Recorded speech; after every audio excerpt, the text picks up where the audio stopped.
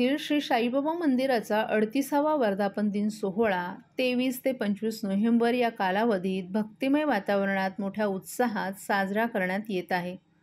3 दिवसांच्या येथील कार्यक्रमांमध्ये ठाण्यासह आसपासच्या भागातील शेकडो भक्तांनी सहभाग नोंदवून श्रद्धा आणि भक्तीचं दर्शन घडवले। येथील धार्मिक कार्यक्रमांची सुरुवात शनिवारी सकाळी 4:30 वाजता काकड आरती आणि साईबाबांच्या मूर्तीला अभिषेक आरती तसंच 7:30 वाजता श्री दत्त या यज्ञाची सुरुवात करून करण्यात आली। भक्तांनी मोठ्या संख्येनं हजेरी लावून या पवित्र यज्ञामध्येही सहभाग घेतला। यानंतर भक्तांना लाडू म्हणून प्रसादाचं वाटप करण्यात आलं, ज्यामध्ये भक्तांनी आनंदाने सहभाग घेतला। सकाळी 9:30 वाजता झालेल्या गायन, भजन आणि कीर्तन या कार्यक्रमांनी येथील वातावरण भक्तिरसात न्हाऊन निघालं होतं। या उत्सवाचं आयोजन श्री साईनाथ सेवा समितीच्या सक्रिय सहभागानं आणि प्रमुख सल्लागार संजय केळकर, अध्यक्ष मंगेश नेईबागकर आणि इतर सदस्यांच्या उपस्थितीत आणि मार्गदर्शनाखाली करण्यात आलं। या उत्सवाला साई भक्तांनी जास्तीत जास्त मोठ्या संख्येनं दर्शन घेत लाडू प्रसादाचा लाभ घ्यावा असं आवाहन श्री साईनाथ सेवा समितीचे अध्यक्ष मंगेश बळीराम नेईबागकर यांनी केलं आहे। शिवसेनेचे खासदार नरेश मस्के यांनी महाराष्ट्राच्या राजकीय वर्तुळात एक नवा सूर छेडलाय। बिहार पॅटर्न महाराष्ट्रात राबवण्याची मागणी त्यांनी केली आहे। त्याचबरोबर पुन्हा एकदा एकनाथ शिंदे यांची मुख्यमंत्रीपदी नियुक्ती करावी अशी स्पष्ट मागणी त्यांनी केली आहे। नरेश मस्के यांनी एका पत्रकार परिषदेत महाराष्ट्राला स्थिर नेतृत्व आणि जनतेच्या हितासाठी कार्यरत सरकारची गरज असल्याचं सांगितलं। एकनाथ शिंदे यांच्या नेतृत्वाखाली महायुती सरकारनं घेतलेले निर्णय हे राज्याच्या विकासाला चालना देणारे ठरलेत, त्यामुळे त्यांना पुन्हा मुख्यमंत्री करण्याचा निर्णय योग्य ठरेल असंही त्यांनी सांगितले। या वक्तव्यामुळे शिवसेनेत आणि महायुतीत राजकीय हालचालींना वेग आलाय। बिहार पॅटर्न राबवण्याचा मुद्दा नेमका कसा आहे आणि यामागे काय विचार आहे याकडेच आता सर्वांचं लक्ष वेधलं जात आहे।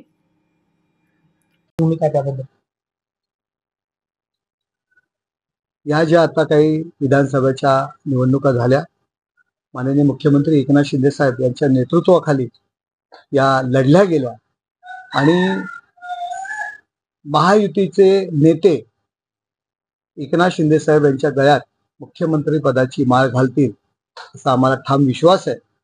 मी त्या पक्षाचा कार्यकर्ता आहे।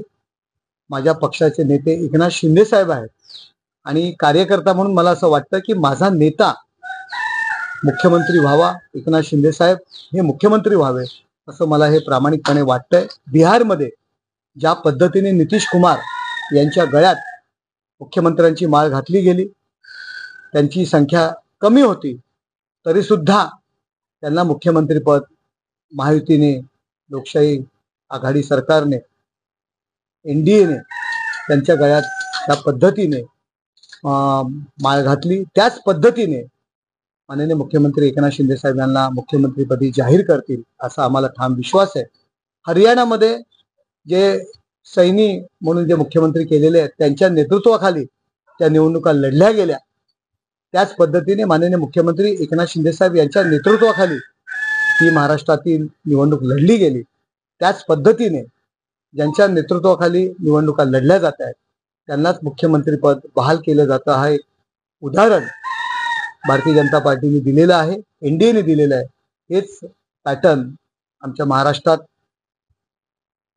होईल असं आम्हाला वाटतं। शेवटी महायुतीचे नेते आहेत, महायुतीचे जे काही प्रमुख आहेत, माननीय नरेंद्र मोदीजी असतील, अमित शाह असतील, नड्डाजी असतील आणि सर्व नेते निर्णय घेतील असा आम्हाला ठाम विश्वास आहे। महाराष्ट्रातील भगिनींना आधार देणारी राज्य शासनाची मुख्यमंत्री माझी लाडकी बहीण योजना।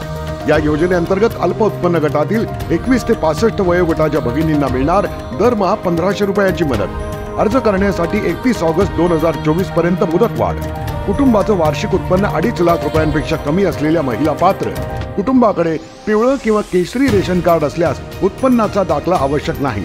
पांढरं रेशन कार्ड असेल किंवा रेशन कार्ड नसेल तर कुटुंबाचं वार्षिक उत्पन्न 2.5 लाखांपेक्षा कमी असल्याचा दाखला आवश्यक। योजनेसाठीचा ऑनलाईन अर्ज नारी शक्ती दूत ॲप वरून किंवा पोर्टलवर भरता येईल। ज्या भगिनींना ऑनलाईन अर्ज भरता येत नसेल त्यांच्यासाठी अंगणवाडी, ग्रामपंचायत, वॉर्ड ऑफिस, सेतू सुविधा केंद्रामध्ये किंवा आशाताई बचत गटाच्या CRP यांची मदत उपलब्ध।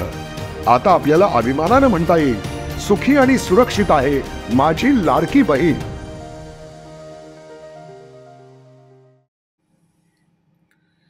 5 वर्षांपूर्वी झालेल्या विधानसभा निवडणुकीत ठाणे शहर मतदारसंघातून दुसऱ्या क्रमांकाची म्हणजेच 72,000च्या आसपास मते घेणारे मनसेचे उमेदवार अविनाश जाधव यांची यंदाच्या प्रचारात जोरदार हवा निर्माण केली होती।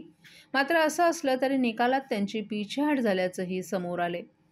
गेल्या निवडणुकीपेक्षा त्यांना कमी मिळालेली मतं आणि दुसऱ्या स्थानावरून तिसऱ्या स्थानावर गेल्यानं जाधव यांची केवळ प्रचारातच हवा होती, असं आता निकालातून स्पष्ट होतंय। ठाणे शहर मतदारसंघातून भाजपचे उमेदवार संजय केळकर, ठाकरे गटाचे उमेदवार राजन विचारे आणि मनसेचे उमेदवार अविनाश जाधव यांच्यात तिरंगी लढत होती। 5 वर्षांपूर्वी झालेल्या विधानसभा निवडणुकीत संजय केळकर विरुद्ध अविनाश जाधव असा सामना झाला होता। या निवडणुकीत केळकर 19,000 मतांनी विजयी झाले होते। यंदाच्या निवडणुकीतही केळकर आणि जाधव हे दोन्ही उमेदवार रिंगणात होते।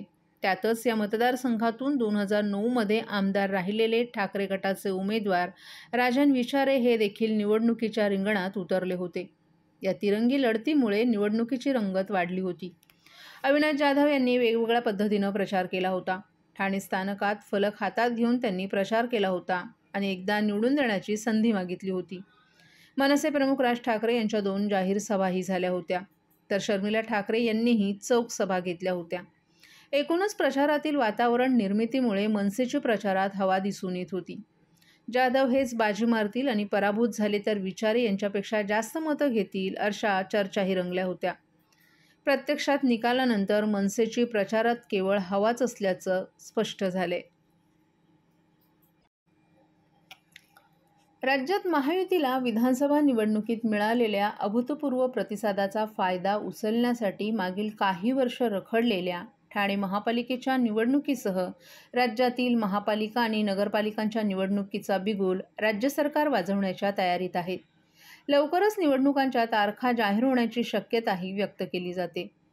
राज्यातील 10 महापालिका आणि नगरपालिकांचा कारभार सध्या प्रशासकांच्या ताब्यात आहे। महापालिका, नगरपालिका, नगर परिषद येथे लोकप्रतिनिधी नाहीत, त्यामुळे सर्वसामान्य नागरिकांना थेट अधिकाऱ्यांना समस्या सांगाव्या लागतात। परिणामी त्यांना अडचणी भेडसावतात। त्यामुळे महापालिका, नगरपालिकांच्या निवडणुका जाहीर कराव्यात अशी मागणी विरोधकांकडून केली जात होती। लोकसभा निवडणुकीत महायुतीला दारुण पराभवाचा सामना करावा लागला होता, त्यामुळे स्थानिक स्वराज्य निवडणुका जाहीर करण्यात आल्या नव्हत्या। परंतु आता विधानसभा निवडणुकीत महायुतीला निर्विवाद विजय मिळाला आहे। त्याचा फायदा मिळवण्यासाठी राज्य सरकार पुढील 2 ते 3 महिन्यात नगरपालिका, महापालिका निवडणुकांच्या तारखा जाहीर करण्याची शक्यता आहे। राज्य सरकारचा शपथविधी पार पडल्यानंतर महापालिका निवडणुकांच्या तारखा जाहीर होणार असून फेब्रुवारी किंवा मार्च महिन्यात या निवडणुका होतील अशी शक्यता व्यक्त केली जाते। जिल्ह्यातील ठाणे, नवी मुंबई, कल्याण, उल्हासनगर, मीरा भाईंदर आणि भिवंडी या 6 महापालिका, ठाणे जिल्हा परिषद, अंबरनाथ आणि बदलापूर नगर परिषद यांच्या निवडणुका मागील 2 ते 6 वर्षांपासून स्थगित आहेत। त्यांचा कारभार सध्या प्रशासकांच्या ताब्यात आहे। विधानसभा निवडणुकांचे निकाल जाहीर होऊन दुसराच दिवस उजाडलाय, तर तिकडे CNGच्या दरात किलोमागे तब्बल 2 रुपयांची वाढ झाली आहे। आता CNGच्या दरात वाढ झाल्यामुळे परिणामी रिक्षांच्या भाडेदरातही वाढ होण्याची शक्यता आहे। त्यामुळे सर्वसामान्यांच्या खिशाला आता चाप बसणार आहे। CNGच्या दरात वाढ झाल्यामुळे रिक्षांच्या भाडेदरात प्रति किलोमीटर 2 ते 2.5 रुपयांची वाढ करण्याची मागणी रिक्षा युनियननं केली आहे। CNGच्या दरात किलोमागे 2 रुपयांची वाढ करण्यात आली आहे। याची झळ आता थेट मुंबईकरांच्या खिशाला बसणार आहे। मुंबईसारख्या उपनगरात धावणाऱ्या रिक्षांच्या दरात वाढ होण्याची शक्यता आहे। रिक्षांच्या दरात प्रति किलोमीटर 2 ते 2.5 रुपयांची वाढ करण्याची मागणी रिक्षा युनियननं केली आहे। त्यामुळे मुंबईकरांचा रिक्षा प्रवास महागणार आहे। महानगर गॅस लिमिटेडनं 22 नोव्हेंबरपासून CNGच्या दरात वाढ केली आहे। त्यानुसार आता प्रति किलो CNGसाठी 75 ऐवजी 77 रुपये मोजावे लागणार आहेत। मुंबईतील रिक्षा, टॅक्सी, बस यांसारखी सार्वजनिक परिवहन वाहनं CNGवर विसंबून असतात।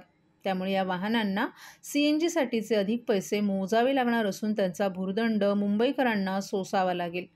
रिक्षापाठोपाठ टॅक्सी आणि इतर वाहनांच्या भाडेदरातही वाढ होण्याची शक्यता आहे।